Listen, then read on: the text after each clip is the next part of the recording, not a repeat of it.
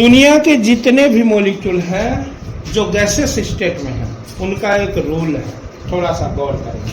जैसे दुनिया का सबसे छोटा एटम मॉलिक्यूल हाइड्रोजन का है, उसके बाद मान लीजिए ऑक्सीजन का है O2, तो O2 वाला थोड़ा सा बड़ा है, CO2 और बड़ा है, ये रहा कार्बन, ये दो ठो ऑक्सीजन। लेकिन जानते हैं सब में कॉमन बात क्या है?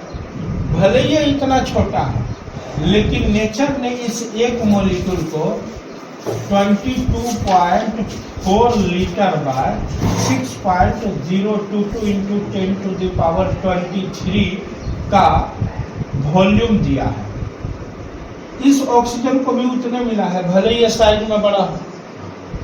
इसको भी कितना मिला है? 22.4 लीटर बाय 6.022 इंटू 10⁻23। तो कार्बन डाइऑक्साइड को भी कितना मिला है? 22.4 लीटर बाय 6.022 इंटू 10⁻23। अब जान लीजिए ये सारा का सारा वॉल्यूम किस पे है? एनटीपी पे, नॉर्मल टेम्परेचर एंड प्रेशर पे। नॉर्मल टेम्परेचर एंड प्रेशर का मतलब हुआ आपके रूम में जो टेम्परेचर है, जो प्रेशर है, उसी को हम लोग नॉर्मल टेम्परेचर एंड प्रेशर कहते हैं।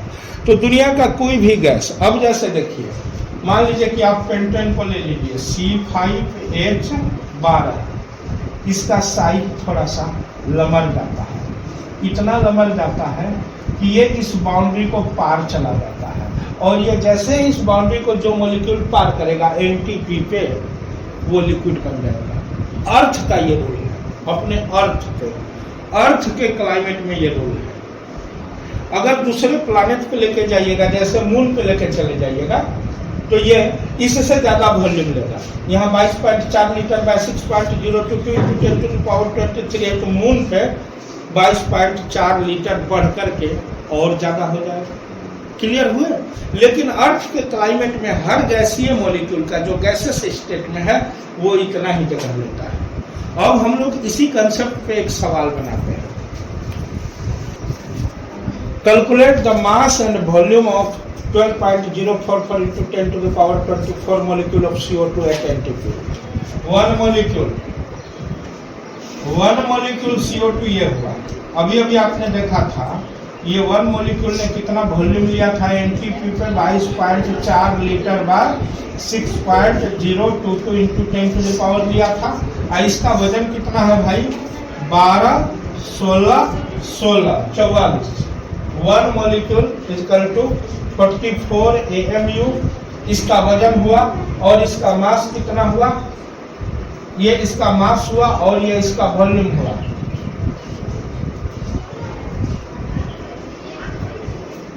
बोलिए कोई दिक्कत?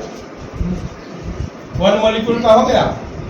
फिर वन मॉलिक्यूल बराबर 44 AMU के लिए 44 गुना AMU का मान 1 ग्राम बाय 6.022 इंटू 10⁻23 कर दिए, और इसको सीधे उतार दिए 22.4 litre by 6.022 into 10⁻23।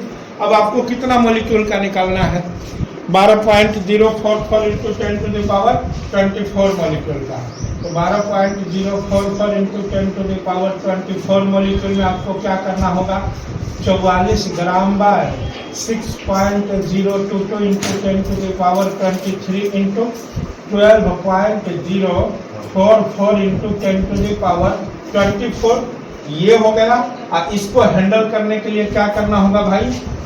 22.4 litre by 6.022 into 10⁻23 into 12.044 into 10⁻24।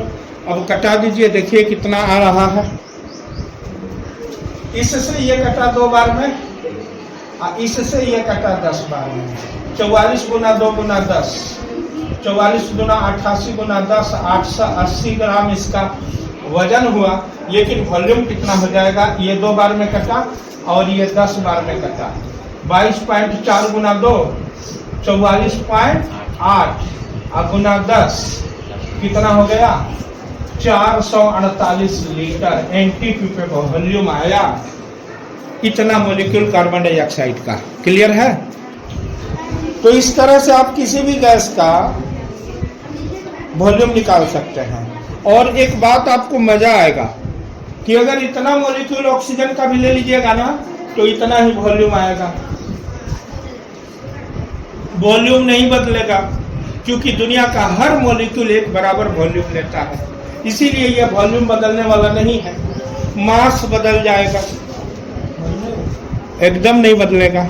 अब देखिए ऑक्सीजन में वही केस है। Calculate the mass and volume of 12.044 into 10 to the power 24 molecule of oxygen at anti.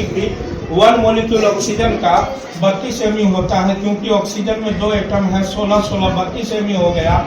और हर मॉलिक्यूल का वॉल्यूम इतना ही होता है। अभी अभी मैंने शुरू में ही इस वीडियो में बताया।